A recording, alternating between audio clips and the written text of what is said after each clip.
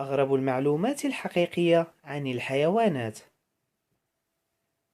أولاً، عندما ينام الدولفين فإن نصف مخه يستغرق في النوم، بينما يظل النصف الآخر مستيقظاً، كما أن إحدى عينيه تغلق بينما تظل الأخرى مفتوحة. ثانياً، لا يستطيع طائر الفلامينغو أن يأكل إلا إذا كان رأسه مقلوباً. ثالثاً، يوجد ذباب في جميع أنحاء العالم باستثناء منطقتي القطبين الشمالي والجنوبي. رابعاً، تستطيع النملة أن تغطس تحت الماء لمدة أسبوعين متواصلين من دون أن تفارق الحياة.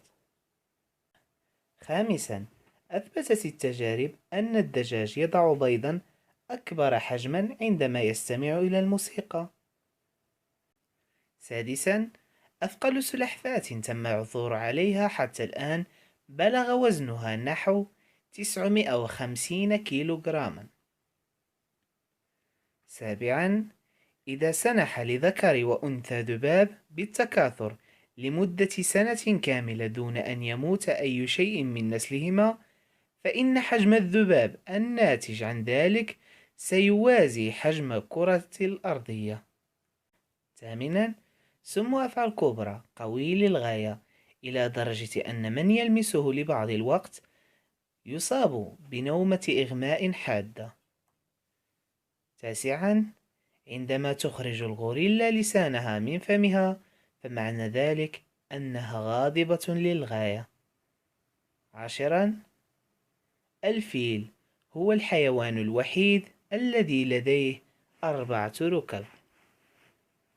11، جميع الثعابين تتمتع بحصانة طبيعية ضد السموم التي تفرزها، ولذلك فإنه عندما يتصارع ثعبانان من النوع نفسه فإنهما لا يتأثران باللدغات التي يوجهانها إلى بعضهما البعض.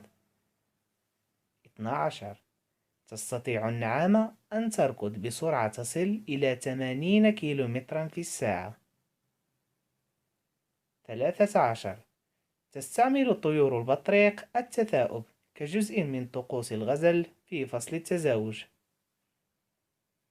14، يستطيع الحصان أن ينام حتى وهو واقف على أرجله. 15، يبلغ عدد الأغنام الموجودة في نيوزيلندا نحو 70 مليونا، في حين أن عدد السكان لا يتجاوز 4 ملايين. 16، أثبتت البحوث العلمية أن سم إناث الأفاعي أقوى وأكثر فتكا من سم ذكورها. 17، كمية الحليب التي يرضعها الحوت الأزرق حديث الولادة يوميا تبلغ نحو 500 لتر، ولدى ولادته يبلغ وزنه 50 طنا، وعندما يبلغ يصل وزنه إلى 150 طنا. 18، الهند هي الدولة الوحيدة التي لديها قانون لحماية حقوق البقر.